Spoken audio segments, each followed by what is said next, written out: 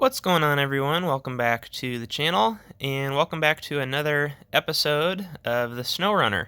Got a little more work done on it, and obviously this is another voiceover sort of hybrid video. These are just way easier to produce, so hopefully you don't mind the voiceover thing. But anyway, this is also kind of a lengthy video, so I wanted to do it this way so that I can kind of jump through some parts that got away from me and just keep things moving better. So without further delay, we will jump right into it.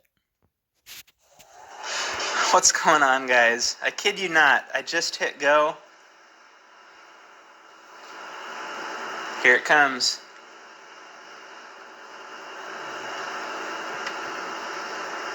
And the heater's kicking on.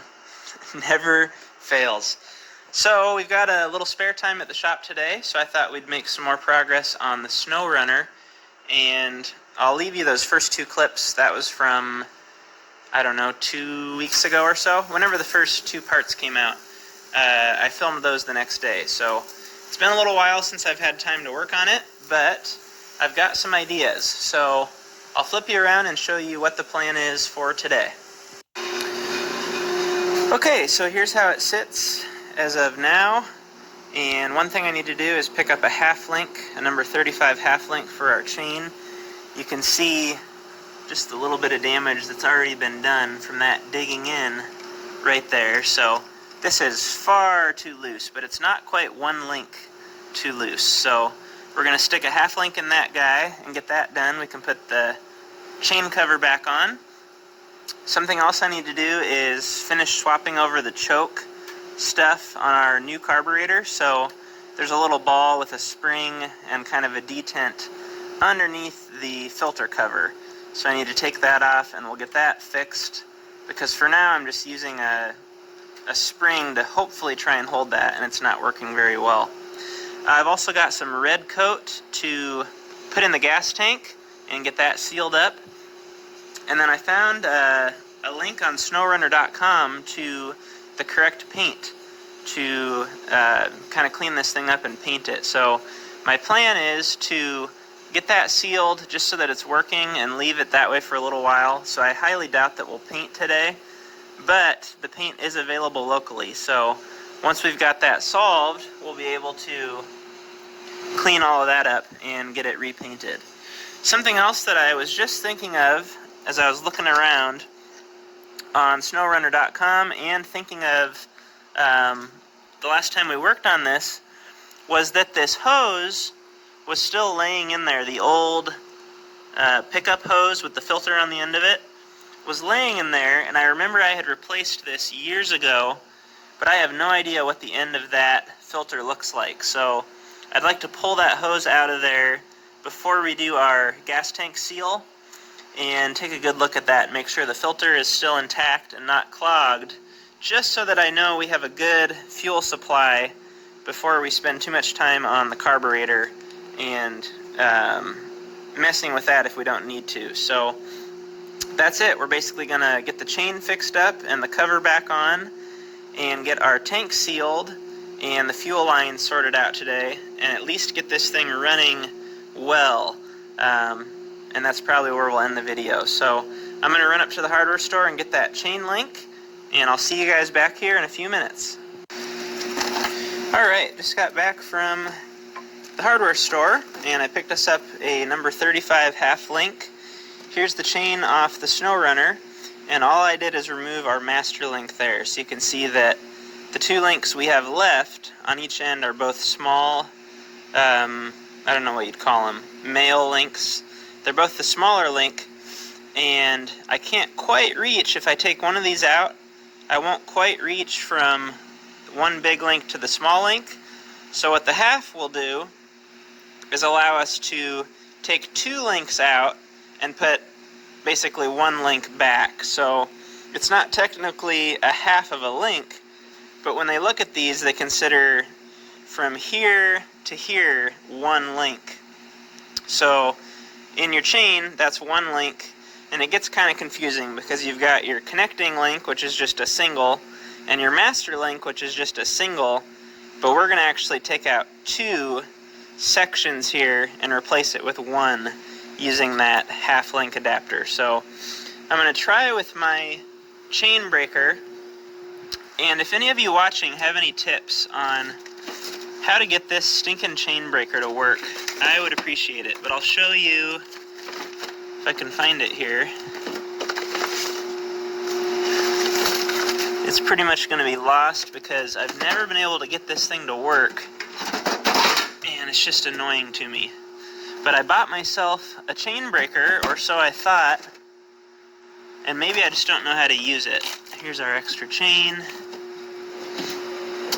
Where is that thing?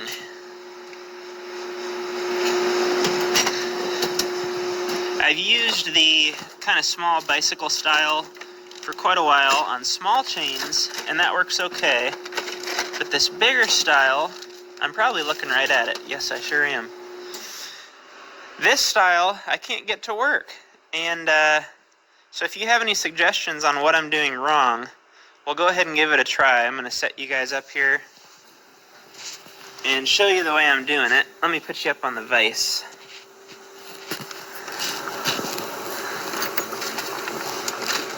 Okay, so what I've been doing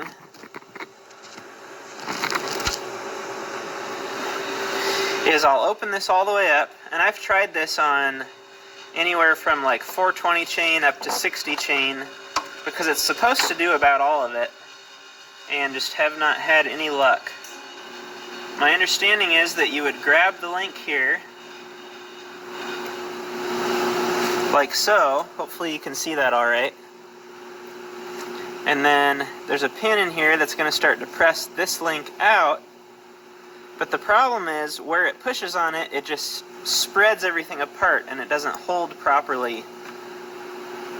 I almost wish I could grab over the top, but it's not nearly big enough to do that.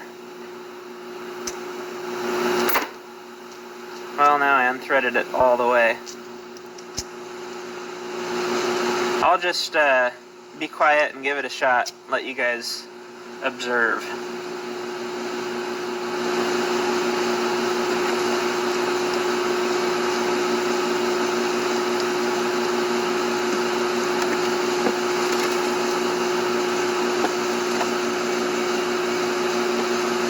There you can see this is supposed to do from 25 to 60 chain, and I just don't know what I'm doing wrong.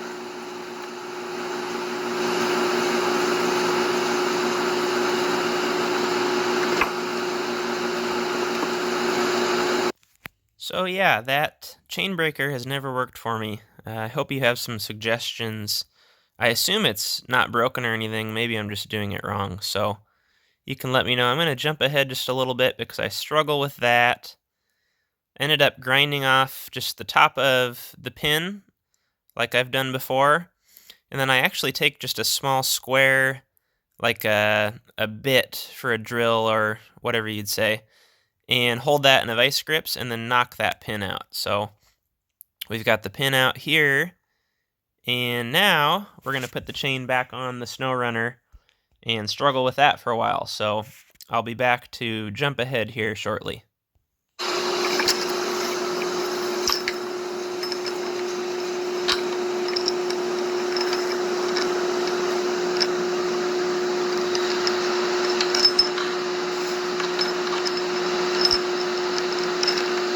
Okay, so yep, I'm going to say we are about 1 link away. I'm going to have to set you guys down, but I'll try my best to show this. So here's what this will look like. We've got our old connecting link here, or master link, and before I put that together, I'm going to take our new half link and stick that in place. Let's see if we can get it open. And you want to be careful with these half links because there's a tiny little cotter pin in there. You don't want to lose that. Mine is still in the bag, so I'm just going to leave it in the bag. And I'm going to slide the sealed end, or the closed end, over our master link.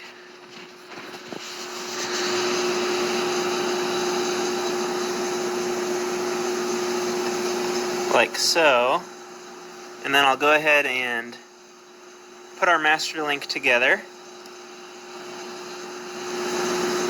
And then this other end will come around, and I'll use that tiny little pin that came with the connecting link, and then stick that cotter pin in there and close it off. So I'll need both hands to do that, but once it's done, I'll show you the chain and how it'll be nice and tight, but it'll just have the right amount of slack in it compared to before.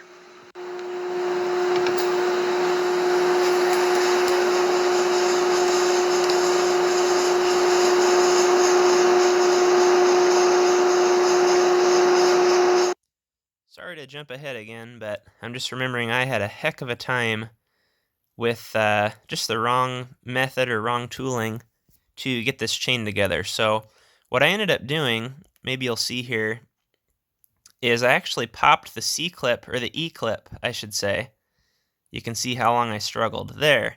I popped the E-clip off of that lower gear, or sprocket, and just slid that off.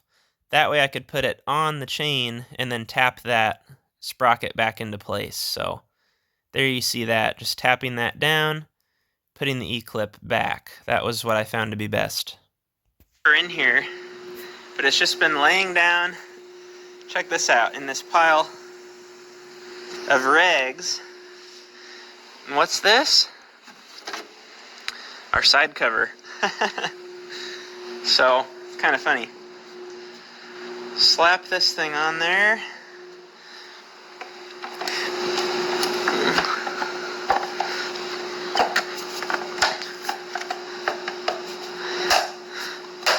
Like a glove. And we've got, what are those, 5/16 18 nuts, which we just used a ton of. Hope we didn't use them all. I'm going to have to look for a second for those nuts. Got two nice grade 8 locking 5/16 nuts, so that's great. It's funny, I have a bucket there of probably 5,000 3/8 nuts, but I don't have very many 5/16.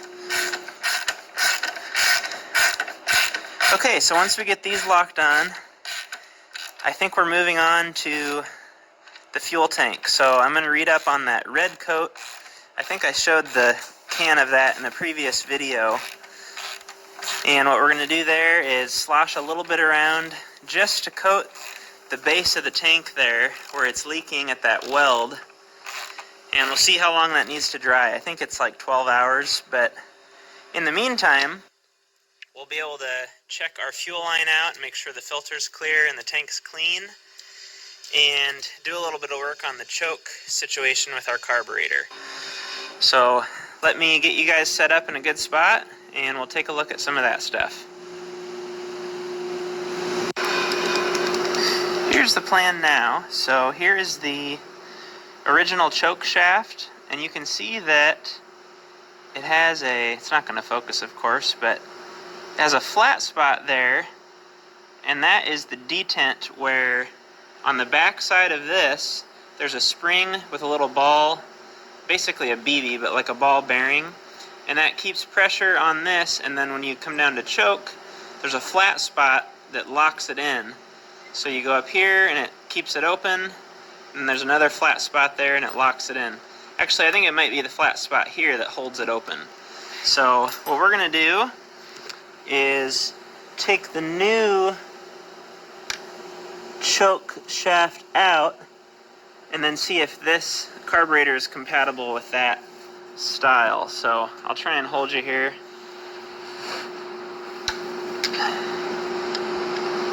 And here again, unfortunately, I had a heck of a time. Bad camera angles, didn't have my tripod as usual, and I was just really struggling. So I'm going to save you guys the agony of sitting through this and just jump ahead to where I was able to get that shaft out. So that might make up our mind for us. That might mean we need to grind a flat spot on the new shaft, but in a different location. Because if we use So what had happened here that I skipped over is just that the original old shaft did not fit. It was just slightly too large of a diameter to slide in. So had to either drill that out, which I could have done, or just Dremel a little flat spot on the new shaft. So you'll see that here shortly. This, which it's not going to fit anyway, the flat spot would be on the back side. With our new design, we're going to need it on the front side. So what we'll do is kind of eyeball this. So the way it's going to work, so this goes in, lock it in place, and to choke, or to unchoke I should say, is back, so counterclockwise, and then to choke is down. So we want our flat spot, I believe, right in line with, actually perpendicular to the shaft. So for example there, the butterfly would be open or unchoked. So we want a flat spot right on the front of the shaft over here by this hole. So I think I'm going to reinstall it and mark that spot, and then we'll take the Dremel and just make a small flat spot. Then we'll have to run up to the hardware store and get a spring and a ball bearing that fits in there under our screw, and that'll help to hold this in place. So I'm going to do a little running around to keep the video shorter. I won't show a lot of this little fiddly stuff, but I will certainly show you putting it back together. Just got back from the hardware store and picked up a few things. First off, here's our new shaft from the new carburetor. And here's a look at that little slot that I ground out. Maybe if I set it down it'll focus. So that was just with a round, actually chainsaw file. I put just a little bit of a divot there. Also picked up a small ball bearing. This will fit down in the hole of the, it's actually the filter, or the intake, if you will, mounting hole. So that'll slide down right on top of this. And then behind that we need a spring. And I bought the smallest spring that they had. I think this is a 5/32 spring, and it's just slightly too big for the hole, which is unfortunate. So I got to thinking, where else can I find a small spring with not a whole lot of pressure, because this actually might be a little strong, I don't know for sure. And I got to thinking, and I was going to write down some options, and as I was about to do that, I thought, well, why don't we just use this spring that I've been storing inside the pin here, and it fits perfectly.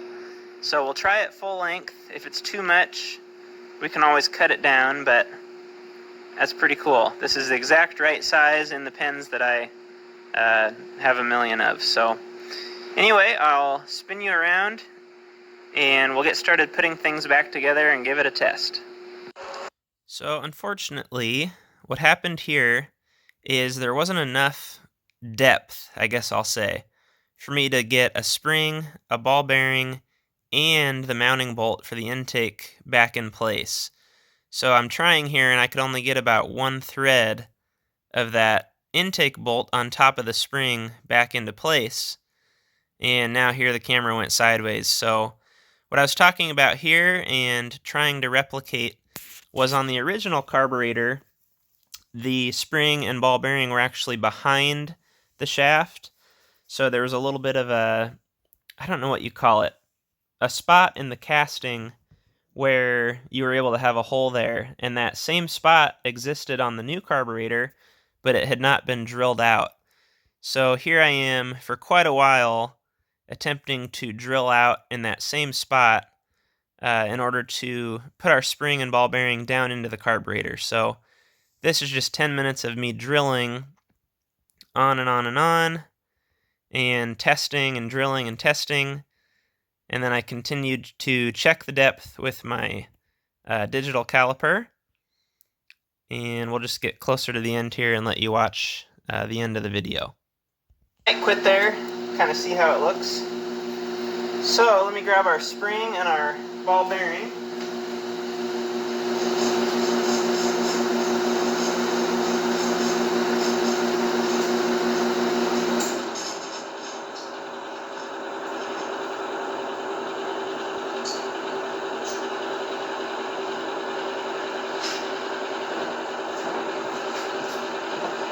And make sure we're still rolling.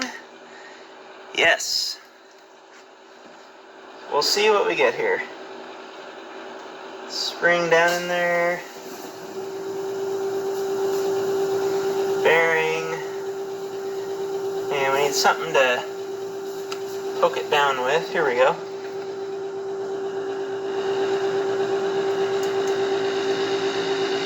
Cool.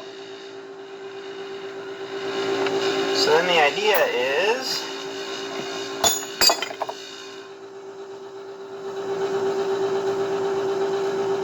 we'll actually have to make a flat spot opposite the current one, but for testing purposes we'll try it as is here.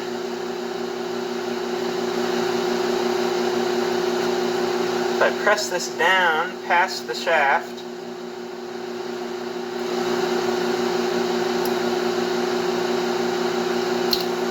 oop, just lost it. That's okay. It's looking like I'm going to have to go for that full inch, so another 1/10 of an inch.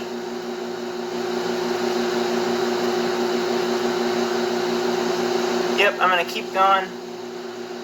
See you when we get there. Oh, crap.